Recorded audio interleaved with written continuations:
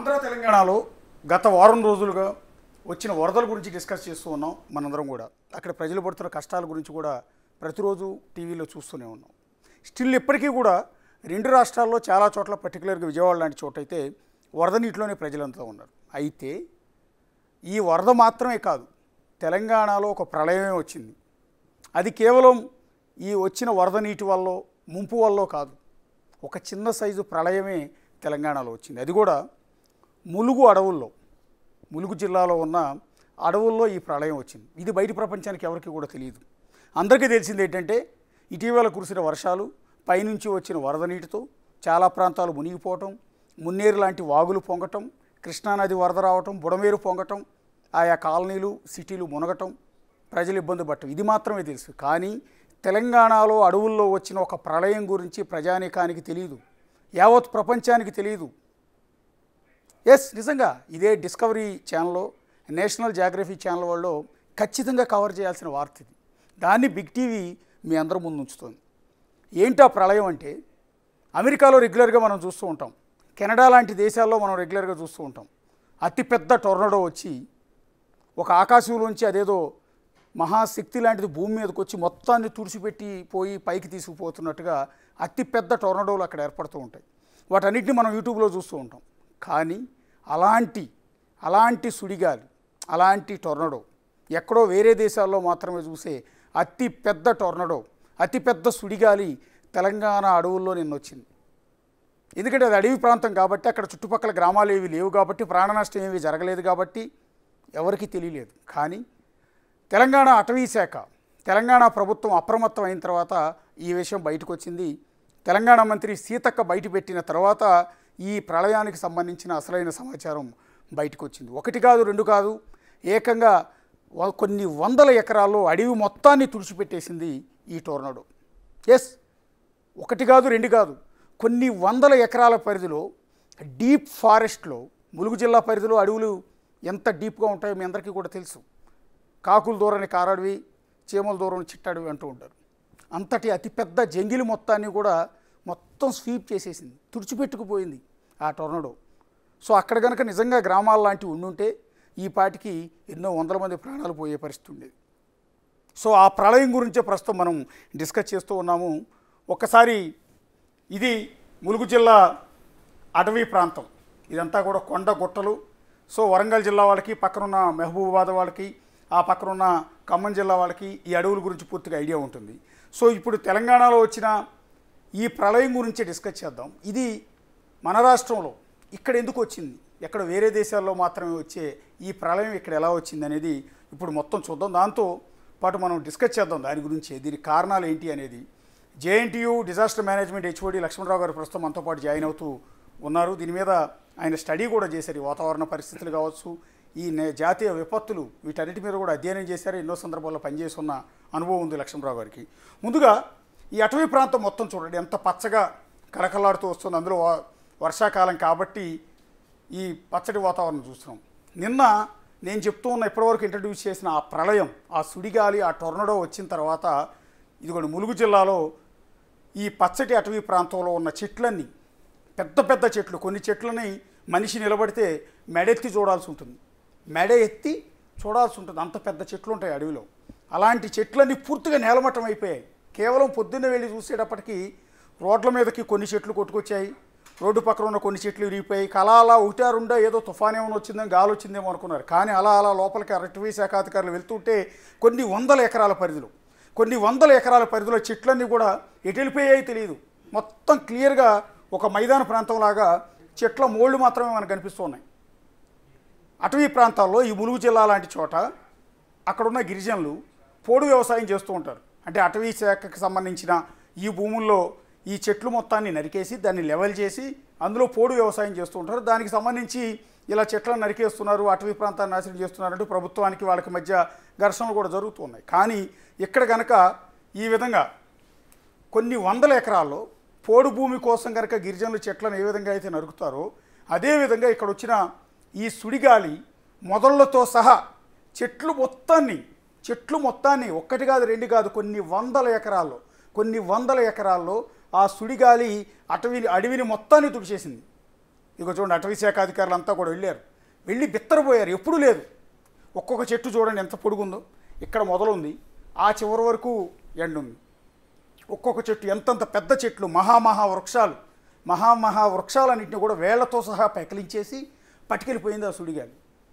So ఎంత తీవ్రత ఉంటే ఆ వచ్చిన గాలి తీవ్రత, గాలి వేగం ఎంత ఫాస్ట్గా ఉంది అనేది దీన్ని బట్టి మీరు అంచనా వేసుకోవచ్చు. మామూలు తుఫాన్లకు కూడా ఎప్పుడూ చెట్లు చెక్కు చెదరు. వేళ్ళు బలహీనంగా ఉన్న 1-2 చెట్లు లేకపోతే 10 సంఖ్యలో చెట్లు నాశనం అవుతాయి. కానీ ఈ విధంగా కొన్ని వందల చెట్లు, వందల ఎకరాల్లో నాశనం అయిపోవటం పూర్తిగా మొదళ్లతో సహా. ఇది ఇక్కడ వేరుంది, ఇది ఎక్కడెక్కడో కొమ్మ ఉంది, ఇంత పొడుగు మాకు స్క్రీన్ మీద చూపిస్తున్నాం. కానీ బయట రియల్గా చూస్తే అది చాలా పెద్దది. దాని చుట్టూ మనుషులు ఎంతమంది ఉన్నారు చూడండి. ఒక్క చెట్టు గురించి చెప్తున్నాను నేను. మనుషులందరూ కూడా చిన్న చిన్న పొలంలా కనిపిస్తున్నారు ఆ చెట్టు ముందు.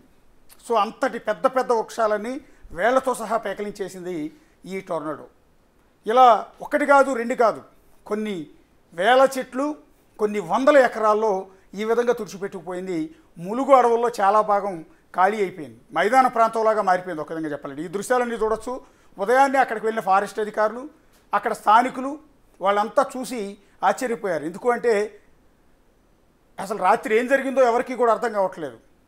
ఆ తర్వాత అటవీ శాఖ అధికారులకు సమాచారం ఇస్తే వాళ్ళంతా కూడా లోపలికి వెళ్ళారు. లోపలికి వెళ్ళిన సందర్భంలో ఎంత దూరం అలా అడవిలో నడుచుకుంటూ వెళ్ళినా కూడా మీకు ఈ విధంగా ఆ సుడిగాలికి మొత్తం ఎగిరిపోయిన చెట్లు, వేళ్లతో సహా పెకలించేసిన చెట్లే మనకు కనిపిస్తున్నాయి. పోనీ ఏ తుఫాన్ లాంటిది వచ్చిందా అంటే తుఫాను వాతావరణ శాఖ తెలియకుండా, మనందరికీ తెలియకుండా తుఫాన్ అయితే రాదు కదా. కేవలం పర్టికులర్ ప్లేస్లో మాత్రమే, ఆ 100 ఎకరాల్లో మాత్రమే ఏదో కొలత కొలిసి మార్కింగ్ చేసి ఇంతవరకు చెట్లు మాత్రమే నరకండి అని ఎవరైనా ఆదేశిస్తే కాంట్రాక్టర్ వచ్చి ప్రొక్లైనర్ల సాయంతో ఆ చెట్లు మొత్తాన్ని క్లీన్ చేసినట్టుగా కొన్ని వందల ఎకరాల్లో ఈ చెట్లన్నీ కూడా పూర్తిగా నేలమట్టం అయిపోయాయి. సో ఈ పరిస్థితి చూసినాక ఒక అంచనా వేశారు. సంథింగ్ రాత్రి ఏదో జరిగింది ఇక్కడ అని అంచనా వేసిన తర్వాత వాళ్ళందరికీ మొత్తం డిస్కస్ చేసిన తర్వాత తేలింది ఏంటి అంటే ఇక్కడ ఒక టోర్నడో వచ్చింది అని. ఇక్కడ ఒక పెద్ద టోర్నడో వచ్చింది. ఆ సుడిగాలి బీభత్సానికి ఇక్కడ ఈ చెట్లన్నీ కూడా ఈ రకంగా కొన్ని వందల ఎకరాల పరిధిలో పూర్తిగా నాశనం అయిపోయాయని.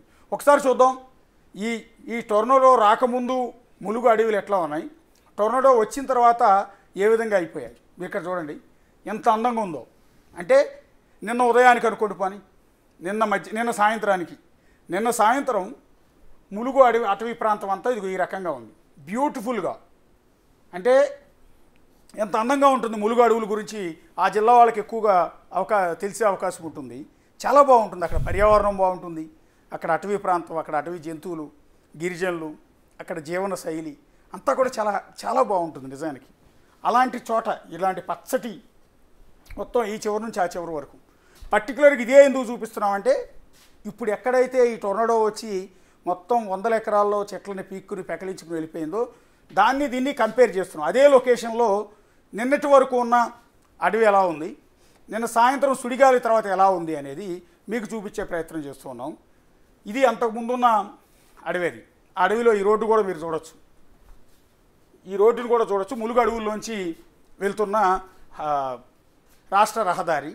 ఆ రహదారి దగ్గరే కరెక్ట్గా అదే రహదారి చుట్టూ మళ్ళీ అదే పాయింట్ని తీసుకున్నాం మనం కరెక్ట్గా. ఎందుకంటే ఆ రోడ్డుకి అటుపక్క ఇటుపక్క ఇప్పుడు మనం చూసిన ఈ ప్రళయం వచ్చి మొత్తం అటవీ ప్రాంతం అంతా కూడా తుడిచిపెట్టుకుపోయింది. ఇదిగోండి మీరు ఇక్కడ ఈ రోడ్డు కూడా గమనిస్తున్నారు కదా. ఇది సుడిగాలికి ముందు ఆ రోడ్డు అలా నీట్గా ఉంది, సుడిగాలి తర్వాత అదే రోడ్డు మీకు ఇక్కడ క్లియర్గా అర్థమవుతుంది. ఇది అదే రోడ్డు కానీ ఆ చెట్లు ఏమీ లేవు. మీకు అదే పైన రోడ్డు చూడండి, అదే రోడ్డు కింద చూడండి, రోడ్డు అలాగే ఉంది. కానీ రోడ్డుకి అటుపక్క ఇటుపక్క ఉండాల్సిన చోట్లు ఇదిగోండి ఇది రోడ్డు. ఇది అంతకుముందు సుడిగాలికి ముందుకున్న రోడ్డు, ఇది సుడిగాలి తర్వాత ఉన్న రోడ్డు. ఇక్కడ మీరు గమనించారా పూర్తిగా ఇదంతా గ్రీనరీ ఉంది, చక్కటి ఆహ్లాదకరమైన వాతావరణం, ఒక పర్యావరణం, పచ్చదనం, ఎంత పెద్ద భారీ వృక్షాలన్నీ ఇక్కడ మీకు కనిపిస్తున్నాయి. కానీ సుడిగాలి వచ్చిన తర్వాత అంటే నిన్న సాయంత్రం వరకు ఇలా ఉంది పొజిషన్, తెల్లరేపటికి ఇలా అయిపోయింది. మొత్తం ఇందులో మనకు కనిపిస్తున్న ఏ ఒక్క చెట్టు మొత్తం ఇక్కడ నుంచి ఇక్కడ వరకు కొన్ని వందల ఎకరాలు అనుకుందాం పోనీ, మీకు మా స్క్రీన్ మీద చాలా చిన్నగా కనిపిస్తుంది కానీ ఇదంతా కొన్ని వందల ఎకరాలు. ఆ 100 ఎకరాలు ఇదిగో ఈ విధంగా నేలమట్టం అయిపోయింది. మీరు ఒకసారి ఈ దృశ్యాలు చూడండి. మొత్తం కంప్లీట్ అడివంతా తుడిచిపెట్టుకుపోయింది. ఇది ఎక్కడైనా చూసారా? ఇందాక నేను అందుకే అన్నాను, నేషనల్ జియోగ్రఫీ ఛానల్ వాళ్ళు, డిస్కవరీ ఛానల్ వాళ్ళు కవర్ చేయాల్సిన ఒక అంతర్జాతీయ అంశం ఇది, ఒక అంతర్జాతీయ ఇష్యూ అది. మరి మనందరికీ తెలిసింది ఆంధ్ర తెలంగాణలో వచ్చిన వరదల గురించి మాత్రమే, కానీ తెలంగాణలో వచ్చిన ఈ ప్రళయం గురించి, ఈ విపత్తు గురించి ఎవరికి కూడా తెలియదు. వాతావరణంలో ఈ అనూహ్య మార్పులు ఎందుకు వచ్చాయనేదే ఇప్పుడు మనం డిస్కస్ చేయాల్సిన అంశం. అంటే ఏదైనా భవిష్యత్తులో రాబోయే పరిణామాలకి, భవిష్యత్తులో జరగబోయే సంభవించబోయే ప్రళయాలకి ఇది ముందస్తు హెచ్చరిక అనుకోవాలా ఏంటనేది చూడాల్సి ఉంటుంది. మీకు ఇక్కడ క్లియర్గా కనపడుతుంది, లక్ష్మణరావు గారు మీరు కూడా చూడొచ్చు, మీకు క్లియర్గా అర్థం కావడానికి చెప్తూ ఉన్నాను. ఇది బిఫోర్ ఇదే రోడ్డు, మీకు ఇక్కడ రోడ్డు చూశారు కదా, అదే రోడ్డు. ఆ రోడ్డు బిఫోర్ అండి, నిన్న సాయంత్రం వరకు అలా ఉంది. మీకు ములుగు అడవుల గురించి పూర్తిగా తెలుసు. నిన్న సాయంత్రానికి రాత్రికి రాత్రి ఏ సమయంలో ఈ ప్రళయం వచ్చింది, ఏ సమయంలో ఈ గాలి వచ్చిందో తెలియదు. అదే రోడ్డు ఉంది, రోడ్డుకు అటుపక్క ఇటుపక్క కొన్ని వందల ఎకరాల్లో చెట్లు లేవు. ఏకంగా పొద్దున్న అటవీ శాఖ అధికారులు వెళ్ళి డ్రోన్ కెమెరా పంపించి మొత్తం షూట్ చేస్తే ఎంత దూరం షూట్ చేసినా మొత్తం అలా విరిగి పడిపోయిన చెట్లే కనిపిస్తున్నాయి. మిగిలిన చెగ్గులంతా బాగానే ఉంది. ఆ పర్టికులర్ ఏరియా, ఆ కొన్ని వందల ఎకరాలు ఒక మార్కింగ్ చేసి గూగుల్ ఎర్త్ ద్వారా దాన్ని మాత్రం తీసుకుని దాని వరకు క్లియర్ చేయమని కాంట్రాక్ట్ ఇచ్చినట్టుగా ఆ సుడిగాలు అక్కడక్కడే తిరిగి మొత్తాన్ని బీభత్సం సృష్టించి ఇది ఈ విధంగా. అందుకే నేను అంటున్నా, లోకల్ మీడియాలో కానీ నేషనల్ మీడియాలో కానీ ఈ అంశం పెద్దగా హైలైట్ కాల. ఎంతసేపు ఆంధ్ర తెలంగాణలో వచ్చిన వరదల గురించి మాత్రమే అందరూ ఫోకస్ ఉంది. కానీ ఇక్కడ తెలంగాణలో ములుగు అడవుల్లో సంభవించిన ఈ ప్రళయం గురించి జనానికి నిజానికి ఇప్పటి వరకు కూడా తెలియదు. అందుకని బిగ్ టీవీ దాని గురించి ప్రజలకు చెప్పే ప్రయత్నం చేసింది. దానికి సంబంధించి తెలంగాణ మంత్రి సీతక్క ఏం మాట్లాడారు ఒకసారి చూడండి. ఫస్ట్ అనౌన్స్ చేసింది ఆవిడే. మరి తాడ్వాయి నుంచి మేడారం సమ్మక్క సార్లం వెళ్లే దారిలో 1,00,000 చెట్లు దాదాపుగా ఇప్పటి వరకు డ్రోన్ కెమెరా ద్వారా వచ్చిన అంచనా 500 ఎకరాలలో 78,000 చెట్లు ఆ గాలికి మొత్తం 31వ తారీఖు నాడు కురిసినటువంటి భారీ వర్షాలు, మరొక రకమైనటువంటి సుడిగాలి రావడంతో 78,000 ఓన్లీ డ్రోన్ కెమెరా ద్వారా. కానీ చెట్టు నుంచి చెట్టు కౌంట్ చేస్తే అది లక్షలలో ఉండొచ్చు అనేది అనిపిస్తూ ఉంది. దీన్ని మరి టొరండో అంటే ఒక రకమైనటువంటి సుడిగాలి వీచి ఇన్ని వందల ఎకరాల్లో చెట్లు మొత్తం కూడా నష్టపోవడం జరిగింది. మరి వెంటనే నేను కానీ సంబంధిత లోకల్ కలెక్టర్ గారు, డిఎఫ్ఓ, ఎస్పీ మేమంతా కూడా దాన్ని పరిశీలించి మొన్న ఇది ఎంత నష్టం జరిగిందో డ్రోన్ కెమెరాల ద్వారా తీయాలని ఆదేశించడంతో ఈ రోజు నిన్నటి నుంచి అవి బయటికి రావడం జరిగింది. ఈరోజు పీసీసీఎఫ్ గారు కూడా మరి ములుగు ప్రాంతాన్ని ఏదైతే తాడ్వాయి టు మేడారం మధ్య, అటు తాడ్వాయి, ఇటు మేడారము, అటు షాపెల్లి, ఇటు కొండపర్తి, ఈ మధ్యలో ఉన్నటువంటి 500 ఎకరాలలో ఈ డ్యామేజ్ జరిగింది. అంటే ఇలాంటి ఏదైతే సుడిగాలు ఉన్నాయో ఇది జంగల్లో వచ్చింది కాబట్టి చెట్లు పడిపోయి ప్రాణ నష్టం జరగలే. అయినా ఆ రోజు రాత్రి ఆ రోడ్ల మీద ఉన్నట్టు ఇటు ఒక దిక్కు నేషనల్ హైవే ఏటునాగరం నుంచి హన్మకొండ, మరి తాడువాయి నుంచి మేడారం మధ్య ఉన్నటువంటి చెట్లను కూడా స్థానికంగా ఉన్నటువంటి పోలీస్ అధికారులు, ఎస్ఐలు, సిఐలు, డిఎస్పీ, ఏఎస్పీలు, ఎస్పీ వీరందరూ కూడా ప్రత్యేక చొరవ తీసుకొని డే అండ్ నైట్ కష్టపడి రోడ్ను క్లియర్ చేసి మొత్తం జంగల్లో మొత్తం ఈ సుడిగాలితోటి ఎట్లా నష్టం జరిగిందనేది బయటకు వస్తా ఉంది. కాబట్టి సెంట్రల్ గవర్నమెంట్ ఇది ఒక ప్రత్యేక దృష్టి పెట్టి ఈ మళ్లీ రీప్లేస్ చేసుకోవడానికి, అది నేషనల్ మన wild life area, wild life sanctuary అది. సో దాన్ని రకరకాల మంచి వనమూలికలకు కూడా ఎఫెక్ట్ అయింది. 100 ఏళ్ల నాటి చెట్లు కూడా మనం కోల్పోవడం జరిగింది. అది తెలంగాణ మంత్రి సీతక్క చెప్పిన మాటలు విన్నారు కదా. తెలంగాణలో ఈ ప్రళయం లాంటిది ఎలా సంభవించింది, ఏం జరిగింది అని తెలుసుకునే ప్రయత్నం ఇంకా చేస్తూ ఉన్నారు. ఆ తర్వాత ఇది టోర్నడో అని అటవీ శాఖ అధికారులు తేల్చారు. డ్రోన్ కెమెరా పంపించి ఆ విజువల్స్ అన్ని షూట్ చేస్తే 100 ఎకరాల్లో ఆవిడ చెప్పినట్టు దాదాపు దగ్గరగా 1,00,000 చెట్లు నేలమట్టం అయ్యాయి. ఇదంతా కూడా పూర్తి స్థాయిలో కౌంట్ చేయలేదు. అందుకని ఇదంతా ప్రజలకు తెలియాలి. సాధారణంగా మనందరికీ తెలిసింది తుఫాన్లు తెలుసు, తుఫాన్లు సృష్టించే బీభత్సాల గురించి తెలుసు, అలాగే వరదల గురించి తెలుసు.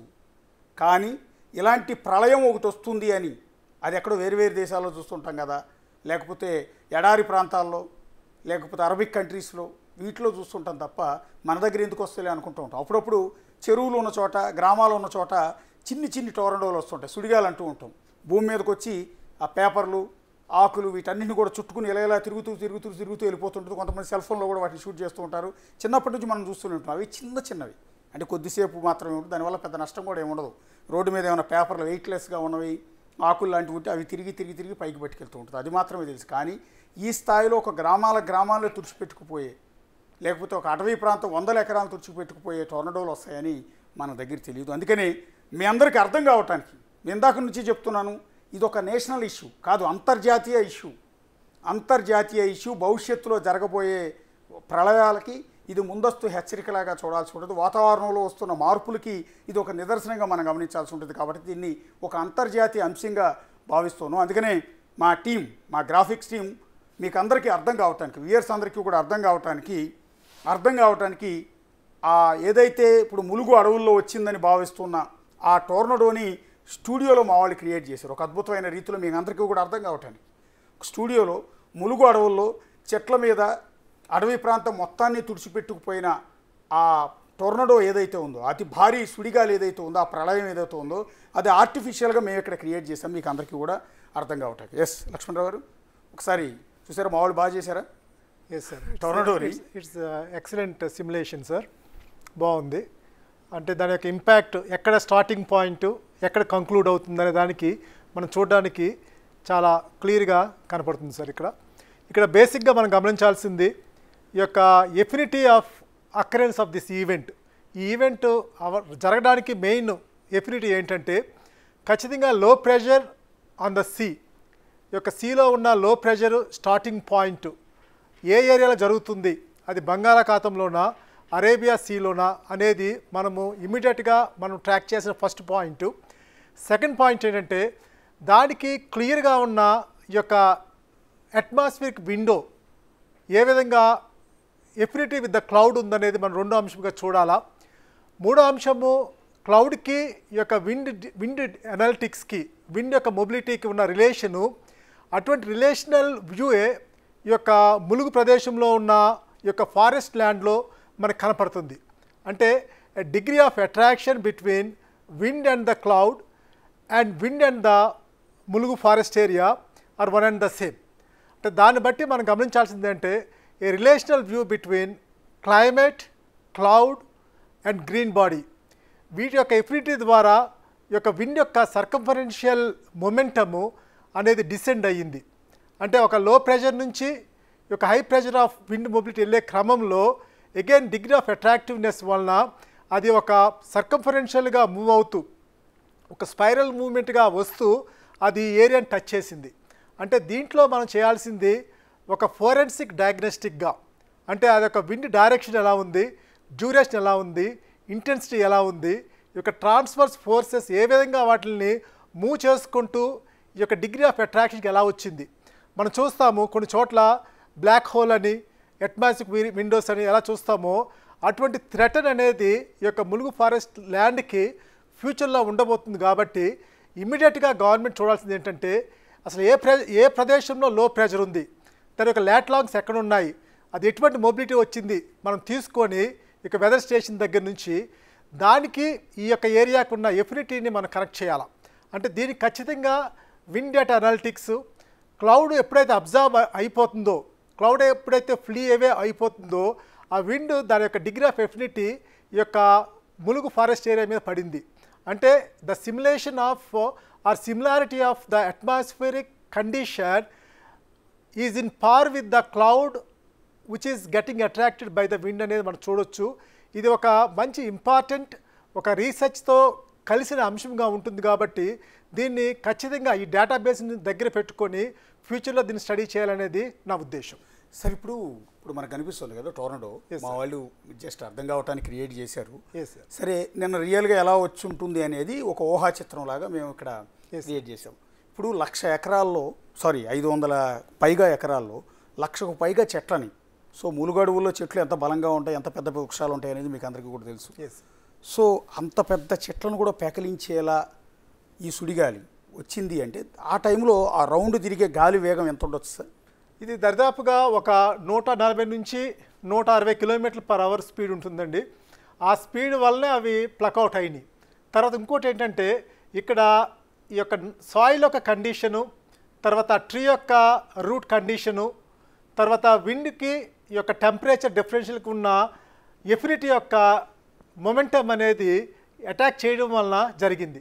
అంటే ఇది జనరల్ విండ్ అయితే మాత్రము 150 వచ్చినా కానీ ఇంత డివాస్టేటింగ్గా జరగదు. కానీ ఎప్పుడైతే ఈ యొక్క విండ్కి అనుగుణమైన టెంపరేచర్ డిఫరెన్షియల్ వచ్చిందో, అంటే క్లౌడ్ని ఏ విధంగా పరిగెత్తిస్తుందో విండ్, మీరు గమనిస్తే క్లౌడ్ చాలా స్పీడ్గా మూవ్మెంట్ ఉంటుంది విండ్కి దగ్గర ఎఫినిటీ ఉన్నప్పుడు. అటువంటి ఎఫినిటీ అట్రాక్టివ్నెస్ వలన it is an agglomeration of the climate and the wind momentum and the atmosphere of the Mulugu has made the total devastation. ఒకవేళ ఇప్పుడు మనం చూస్తున్న ఈ సుడిగాలి ఇది ఆ పక్కనే ఉన్న ఇప్పుడు ఈ అటవీ ప్రాంతం కాబట్టి ప్రాణ నష్టం జరగలేదు. ఇన్ కేసు పక్కన ఉన్న ఒక ట్రైబల్ విలేజ్, ఒక 500-600 ఇళ్ళు ఉన్న ఒక మాదిరి విలేజ్ మీదకి వెళ్ళింది అనుకోండి, సిచ్యువేషన్ ఎలా ఉండేదండి? ఇది చాలా ఒక రకంగా డేంజరస్ సిచ్యువేషన్ అవుతుంది. ఎందుకు అవుతుంది అంటే ఈ యొక్క సర్కంఫరెన్షియల్ లైన్లో suppose if the bandwidth is let's say 1 kilometre, ఆ సర్కంఫరెన్షియల్ లైన్లో ఉన్న ఎనీ డ్వెల్లింగ్ యూనిట్స్ మొత్తం కూడా ఎఫెక్ట్ అయిపోతాయి. ఆ లోపల ఉన్నది ఎఫెక్ట్ కాదు, కానీ దాని యొక్క సర్కంఫరెన్షియల్ రింగ్ దగ్గర ఉండే ఇంటెన్సిటీ కనుక టచ్ అయ్యింది అంటే అది మొబిలిటీ చేసుకుంటూ వెళ్ళిపోద్ది. ఆ క్రమంలో టచ్ అయ్యింది అంటే ఖచ్చితంగా ఆ ఇళ్ళన్నీ డ్యామేజ్ అయిపోతాయండి. చాలా సివియర్ డివాస్టేషన్ అయ్యి ఉండేది ఎప్పుడైతే అది కనుక విండ్ కనుక టచ్ అవుతూ బయటికి వెళ్ళింది అంటే. ఇక్కడ జరిగింది ఏంటంటే ఆ సర్కంఫరెన్షియల్ మూవ్మెంట్ అవుతున్న క్రమంలో అది డిసిపేట్ అయిపోయింది. దాని యొక్క మొమెంటం అనేది తగ్గిపోయింది. దాని యొక్క ఇంటెన్సిటీ అనేది తగ్గిపోవడం వల్ల అది మూమెంట్ అనేది ల్యాండ్ మీద లాంగిట్యూడల్గా ట్రాన్స్ఫర్స్గా మూవ్ కాలేదు, సర్కంఫరెన్షియల్ సర్కిల్ చేసుకుంటూ అబ్జార్బ్ అయిపోయింది. That shows the degree of affinity with Mulugu forest and the cloud and the wind. కాబట్టి ఇది ఖచ్చితంగా ఫ్యూచర్లో చాలా సీరియస్గా ఇది రిపీట్ అయ్యే అవకాశం ఉంటుంది. ఎందుకంటే ఈ కారణం అనేది మాత్రము ఇది న్యూ రీసెర్చ్ ఓరియంటెడ్ ఎంటాంగిల్మెంట్గా మనం చూడొచ్చు. అంటే ఇటువంటి వేరే దేశాలు జరుగుతున్నాయి, వాటి యొక్క కారణాలు ఖచ్చితంగా గ్లోబల్ వార్మింగ్ నుంచి వచ్చేది ఉంటుంది. తర్వాత సీలో జరుగుతున్న హీట్ సింక్ యొక్క రియాక్షన్స్ని బట్టి ఉంటుంది.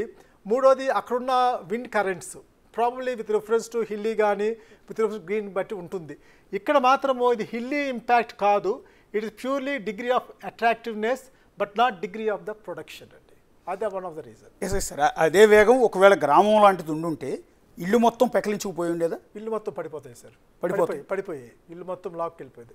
ఎందుకంటే దరిదాపుగా 150-160 కిలోమీటర్స్ ఆ బ్రిమ్ ఆఫ్ పెరిఫరీ ఎక్కడ టచ్ అవుతూ పోతుందో అక్కడ ఖచ్చితంగా డెవాస్టేషన్ అయింది. అంటే రెగ్యులర్గా తుఫాను కూడా కొన్నిసార్లు 150 కిలోమీటర్లు 160 కిలోమీటర్ల వేగంతో విండ్ వస్తూ ఉంటుంది కదా తుఫాన్ సందర్భంలో కూడా, పెద్ద తుఫాన్ సందర్భంలో.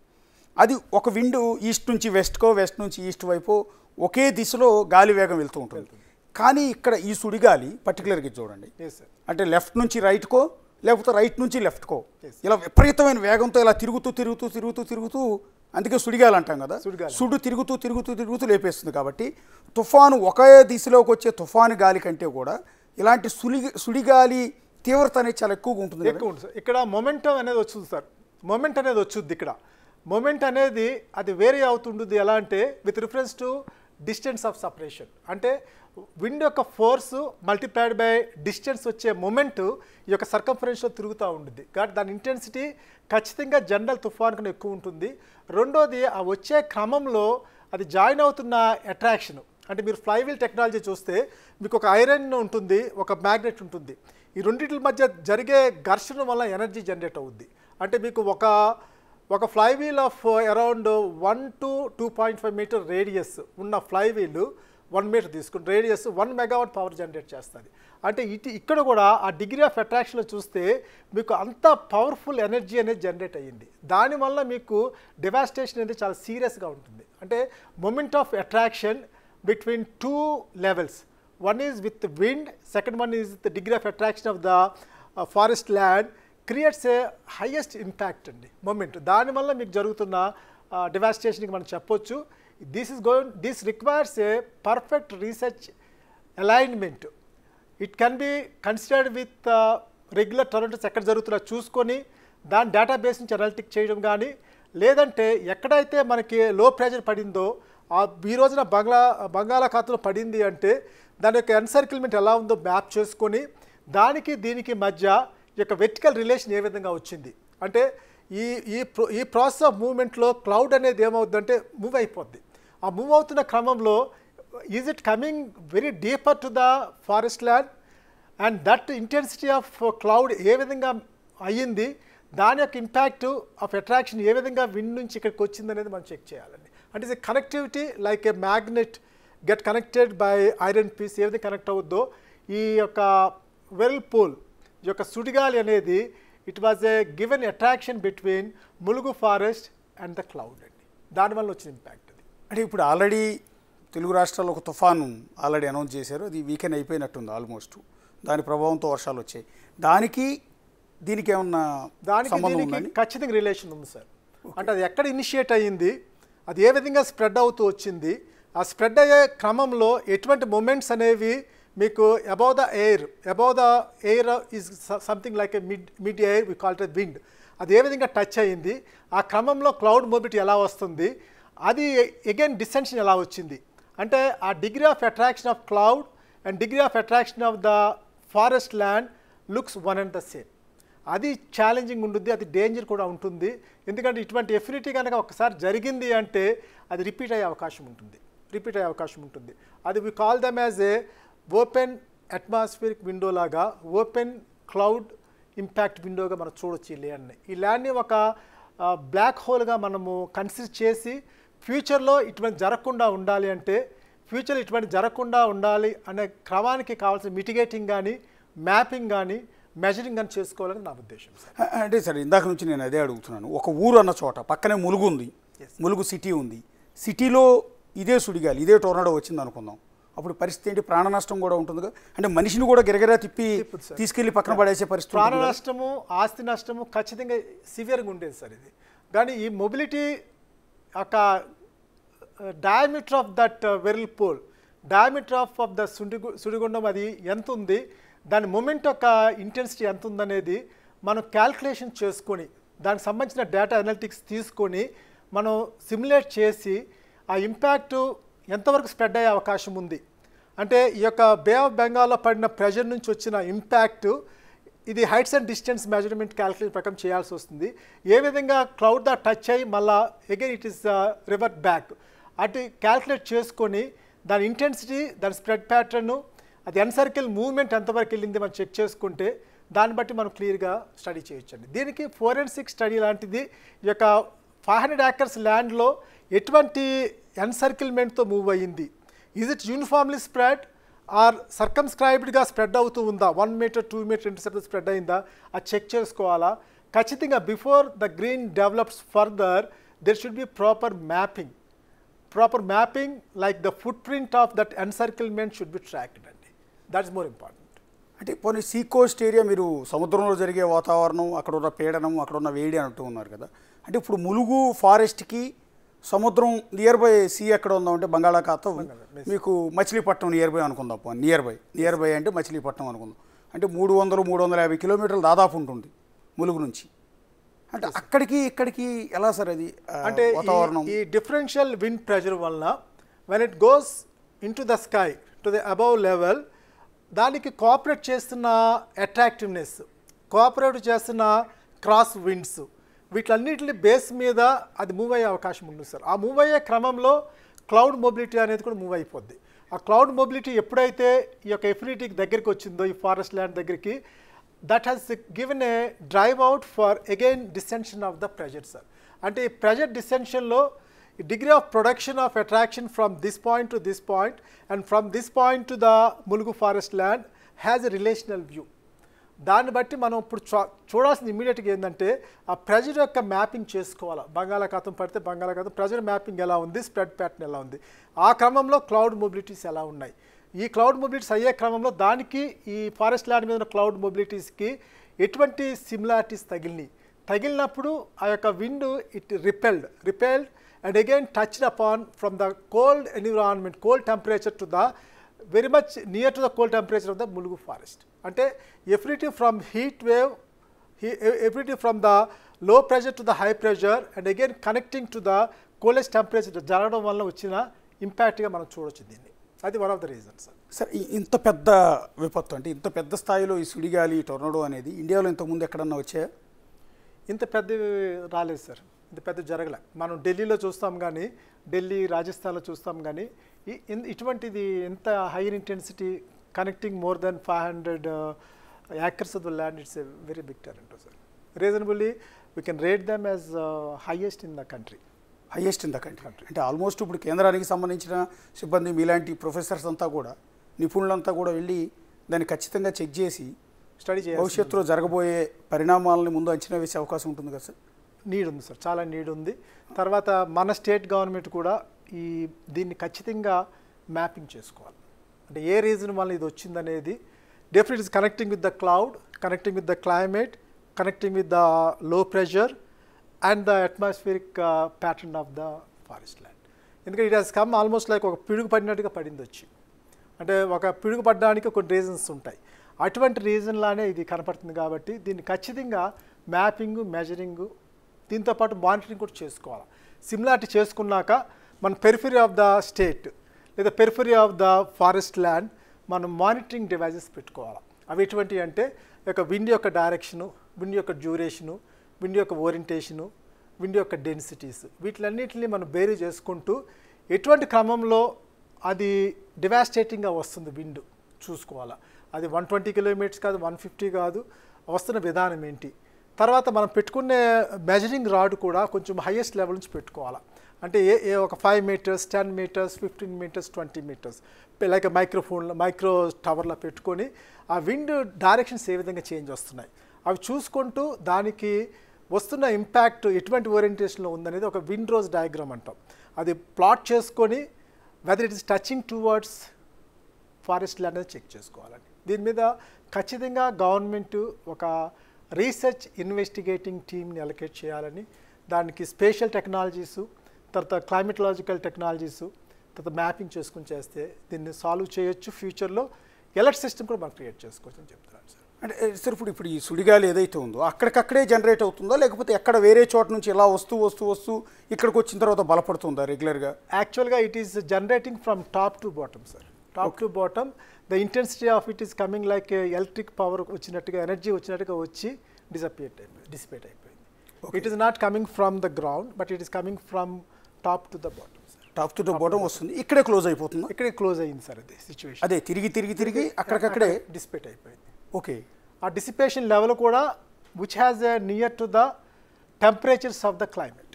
Yes sir. క్లైమేట్ టెంపరేచర్స్కి దగ్గరగా వెళ్తుంది కాబట్టి ఫారెస్ట్ ల్యాండ్లో హైయెస్ట్ కూల్ టెంపరేచర్ ఉంది కాబట్టి అది డిసిపేట్ అయిపోయింది. ఇప్పుడు మా వాళ్ళు చూపిస్తున్నది మీకు అర్థమవుతుంది కదా సార్? అది ఏదైతే టోర్నడో అది తిరుగుతున్నప్పుడు దానితో పాటు ఈ ములుగు అడవిలో ఉన్న చెట్లకు సంబంధించిన కొమ్మలు, చెట్లు మొత్తం కూడా దాంతో పాటు తిరుగుతున్నాయి. ఆకులు పర్టికులర్గా తిరుగుతున్నాయి. ఆకులు అంటే పని వెయిట్లెస్ అనుకో, చెట్లు కూడా ఆ సందర్భంలో అదే విధంగా గాలితో పాటు తిరుగుంటాయి కదా? తిరుగుతాయి సార్. మొదలతో సహా పీకేసి మొత్తం బీభత్సకరమైన వాతావరణం. దాని కనుక ఒకవేళ రియల్గా షూట్ చేసి ఉంటే, ఏ డ్రోన్ కెమెరాతో ఆ టైంలో దూరం నుంచి కనుక షూట్ చేసే అవకాశం ఉంటే ఒక భయంకరమైన విపత్తు మాదిరిగానే ఉంటుంది కదా సార్? ఉంటుంది. ఈవెన్ ఒక రూట్ దగ్గర ప్లక్ అవుట్ అయిన ఆ యొక్క స్టెమ్ ఆఫ్ ద ట్రీని అది ఎంత మొమెంట్తో అది తిరిగింది, ఏ డైరెక్షన్లో పడింది చూసి కూడా మనము దాని యొక్క ఫోర్స్ మనం కనుక్కోవచ్చు సార్. ఓకే. ఫోర్స్ కనుక్కోవచ్చు. అంటే చెట్టు యొక్క వెయిట్ తెలుసు, చెట్టు యొక్క డైరెక్షనల్ ఫాల్ డౌన్ తెలుసు, అది 2 సర్కిల్ జరిగిందా 1 జరిగిందా చూసుకొని కొన్ని చెట్లకు వీళ్ళు మార్క్ చేస్తారు నెంబర్స్. దాని ప్రకారంగా దాని లొకేషను, అది పడి ఉన్న స్థితిని బట్టి అది that reason I am saying we required a forensic mapping on this. ఈ యాంగిల్లోనే ఉన్నాయండి ఇక్కడ విజువల్స్. మనం ఒకసారి విజువల్స్ చూద్దాం.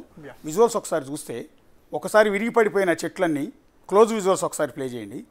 కొన్నేమో ఇట్లా మొదలతో సహా ఉన్నాయి. మొదలతో సహా లేచిపోయిన చెట్లు ఏవైతే ఉన్నాయో ఒకే డైరెక్షన్లో ఉన్నాయి సార్. ఇట్లా అంటే వెస్ట్ నుంచి ఈస్ట్ అనుకుంటే ఈ యాంగిల్లో ఉన్నాయి. మొత్తం చెట్లని పడిపోయి ఉన్న చెట్లని మీరు క్లోజ్ షాట్స్ చూడండి. ఇదిగోండి సార్. ఈ ట్రీస్ అన్నీ కూడా ఒకే సిమిలర్గా కనపడుతున్నాయి. లైన్లో యూనిఫామ్గా ఇలా ఇటు తిరిగి ఉన్నాయి. ఇలా ఒక డైరెక్షన్ నుంచి ఒక డైరెక్షన్, అంటే ఈస్ట్ నుంచి వెస్ట్కో లేదా వెస్ట్ నుంచి ఈస్ట్కో, లేకపోతే ఇలా ఈ దిశలో కనపడుతున్నాయి మీకు క్లియర్గా. ఈవెన్ ఆ ఇంటెన్సిటీ ఆఫ్ ఎన్సర్కిల్మెంట్ కూడా టైం బౌండ్ అయి ఉంటుంది. ఇట్లా ఉన్నాయి చూడండి, అంటే ఈ యాంగిల్లో తిరిగింది. Yes sir. ఎక్కువ చూడండి మీకు ఇలా కనపడుతున్నాయి. ఎస్ సార్, అవును. అంటే దాని యొక్క మొమెంట్ ఆఫ్ ఫోర్స్ కూడా మనం అనలైజ్ చేసుకోవచ్చు. త్రూ అవుట్ ఏరియాలో కూడా మీకు ఈ డైరెక్షన్ కనపడుతున్నాయి ఎక్కువ, Yes, sir, ఈ అవును. డైరెక్షన్ కనపడుతున్నాయి. అదే. సో దాన్ని బట్టి మనం యూ కెన్ సే ఈ డైరెక్షన్ ఈ చెట్టు ఉంది ఎస్ సార్, ఇలా. Yes sir. అంటే ఈ రూట్ యొక్క బేరింగ్ కెపాసిటీ, స్టెమ్ యొక్క పొజిషన్ బట్టి even we can gauge the intensity of the wind sir, intensity of wind gauge చేయొచ్చు. Okay. చేసి దాన్ని బట్టి మనము వీ కెన్ సే అది ఎంతసేపు జరిగింది, అంటే ఏరియా ఆఫ్ ఎన్సర్కిల్మెంట్ ఎలా జరిగింది అది కూడా మనం ప్లానింగ్ చేసుకుని మ్యాపింగ్ చేసుకొని దాన్ని బట్టి రీజన్ ఆఫ్ అబ్జార్ప్షన్ ఏంటి, రీజన్ ఆఫ్ జనరేషన్ ఏంటి. రీజన్ ఆఫ్ జనరేషన్ ఖచ్చితంగా క్లౌడ్ అండ్ ద క్లైమేట్. ఇవ్వండి సార్, ఈ విజువల్ చూడండి. ఇవి రోడ్డు పక్కన మా వాళ్ళు వెళ్ళి షూట్ చేసినాయి అనమాట ఇవి. మీరు ఈ చెట్లు పడున్న డైరెక్షన్ ఒకసారి చూడండి. ఎస్, అంత ఒకే దిశలో ఒకే డైరెక్షన్లో సార్. ఇక కరెంట్ స్తంభాలు కూడా పడిపోయినాయి, రోడ్డు పక్కన ఉన్న కరెంట్ స్తంభాలు కూడా పడిపోయినాయి. ఈవెన్ దట్ లుక్స్ నాట్ రెపిటేటివ్గా కనపడడం మనకి. ఒక సైడ్ పడిన తర్వాత దానికి intensity yes sir to disturb అనేది లేని విధంగా కనపడుతుంది మనకి. ఓకే, ఇన్ కేసు ఆ సమయంలో అర్ధరాత్రి వచ్చింది అనుకున్నాం, అర్ధరాత్రి పొరపాటున ఇదిగో ఈ రోడ్డు మీద వాహనాలు వెళ్తున్నాయి అనుకోండి సార్, కార్లు గీర్లు మొత్తాన్ని తిప్పి కొట్టేసేది కదా, తిప్పేస్తాయి కదా, డిజాస్టర్ అన్నట్టు. విధ్వంసం జరిగింది. వాళ్ళకి ఏం జరిగిందో అర్థమయ్యేలోపు కారు ఎక్కడి నుంచో ఎక్కడో ఇక్కడ రోడ్డు మీద నుంచి తిరిగి ఎక్కడో పడుతుంది.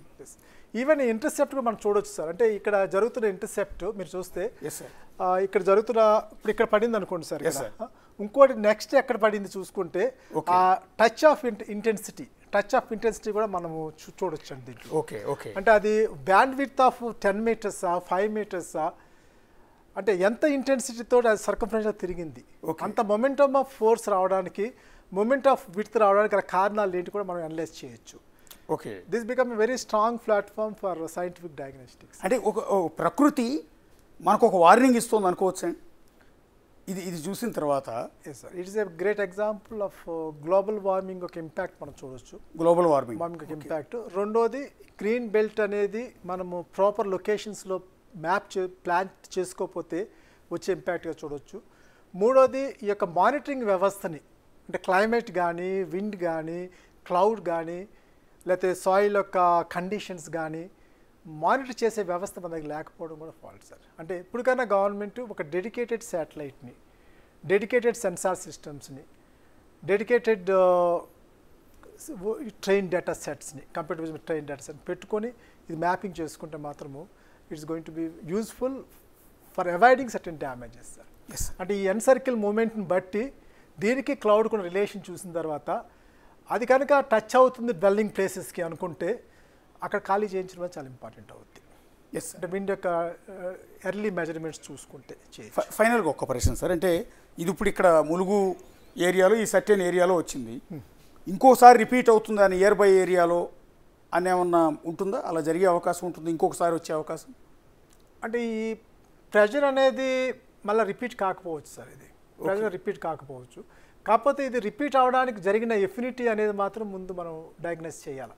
అంటే ఇది లో ప్రెజర్ యొక్క impact with relation with the climate and cloud అనేది జరుగుతుంది అంటే లో ప్రెజర్ వచ్చినప్పుడు మాత్రం మనం అలర్ట్ అవ్వడం మంచిది సార్. ఇది అంటే దీనికి ఎక్కడో ఒక డైరెక్షనల్ విండే విచ్ ఇస్ త్రూ అనేది వచ్చింది దీనికి, అది చూసుకొని ఆ డైరెక్షనల్ విండో అనేది చూసుకొని దాన్ని బట్టి మనం ముందుకెళ్తే అది కరెక్ట్ అవుతుంది. Yes sir, thank you sir. అది టోటల్గా ఒక నేచర్, అంటే ప్రకృతి మనందరికీ కూడా ఒక మెసేజ్ ఇస్తుంది, ఒక వార్నింగ్ ఇస్తుంది, ఒక అలారం మోగిస్తోంది. ఇప్పుడు జరిగిన ఈ ఘటన ములుగు జిల్లా అడవుల్లో జరిగింది. ఎక్కడో సముద్రంలో నుంచి పుట్టిన పీడనం, సముద్రంలో వచ్చిన వాతావరణ మార్పులు, గ్లోబల్ వార్మింగ్, వీటన్నిటి వల్ల ప్రస్తుతం ములుగు జిల్లా అడవుల్లోకి వచ్చి ఇక్కడ దాని ప్రతాపాన్ని చూపించింది. వేరే దేశాల్లో ఇప్పటివరకు మనం చూసిన టోర్నడోలు ఇప్పుడు భారతదేశంలో, అది కూడా తెలంగాణ రాష్ట్రంలో ములుగు అడవుల్లో ప్రస్తుతం చూసాం. ఇంతకుముందు ఎప్పుడు కూడా భారతదేశ చరిత్రలోనే ఇంత పెద్ద టోర్నడో లేదు అనేది ప్రొఫెసర్ గారే చెప్తూ ఉన్నారు. కాబట్టే దీన్ని మ్యాపింగ్ చేసుకోవాలి, దీన్ని అనలైజ్ చేయించాలి. భవిష్యత్తులో ఇలాంటివి వచ్చినప్పుడు రాకుండా ఆపలేము, వచ్చినప్పుడు ఎలా ఫేస్ చేయాలి, ఎవరిని ఎవకేట్ చేయించాలి. ఇవాళ ఉన్న మనకున్న టెక్నాలజీ ప్రకారం ముందస్తుగా వాతావరణాన్ని అబ్జర్వ్ చేసి ఎక్కడ తుఫాను వస్తుందో, ఎక్కడ స్టార్ట్ అవుతుందో, ఎక్కడ ఎండ్ అవుతుందో, గాలి వేగం ఎంత ఉందో ముందుగానే చెప్పగలుగుతున్నాం. అలాంటి నేపథ్యంలో ఎక్కడ టోర్నడో వస్తుందో కూడా అంచనా వేసి చెప్పగలిగే టెక్నాలజీ కూడా వస్తుంది. కాబట్టి సో దీన్ని ఒక ఉదాహరణగా తీసుకుని, దీన్ని ఒక వార్నింగ్గా తీసుకుని అధికారులంతా కూడా అప్రమత్తమై దీన్ని స్టడీ చేయాల్సిన అవసరం ఉంది అనేది ప్రొఫెసర్ లక్ష్మణరావు గారు చెప్తూ ఉన్నారు. సో ఇది ములుగు జిల్లా, నేను స్టార్టింగ్ చెప్పాను, ఇదొక ఇంటర్నేషనల్ ఇష్యూ. ఏకంగా 500 ఎకరాల పరిధిలో 1,00,000కు పైగా చెట్లన్నీ కూడా ఈ టొర్నడో వల్ల పూర్తిగా నేలమట్టం అయిపోయిన ఈ పరిస్థితి గురించి మనం ఖచ్చితంగా డిస్కస్ చేసుకోవాలి. అవసరమైతే దీని గురించి మనం భయపడాలి, ఖచ్చితంగా ఆందోళన చెందాల్సిన అవసరమే. ఇది ఊరన్న చోట వచ్చి ఉంటే ఈ పాటి కొన్ని వందల ప్రాణాలు పోయి ఉండేవి. ఊరు అంతా కూడా నామరూపాలు లేకుండా గాల్లోకి కొట్టుకుపోయి ఉండేది. సో ఎవ్వరూ లేని చోట అడవిలో జరిగింది కాబట్టి 1,00,000 చెట్లు ఈ విధంగా కొట్టుకుపోయాయి. సో ఇది ఒక అలార్మింగ్, నేచర్ మన అందరికీ కూడా ఇస్తున్న వార్నింగ్. దీనికి సంబంధించి కేంద్ర పరిశోధనా సంస్థలు ఏ విధంగా చేస్తూ ఉంటాయి, సో దీనికి సంబంధించి నిపుణులు ఏం చెప్పబోతున్నారు, ఏమని సజెస్ట్ చేస్తున్నారు అనేది అతి త్వరలోనే చూద్దాం. చూస్తూనే ఉండండి బిగ్ టీవీ.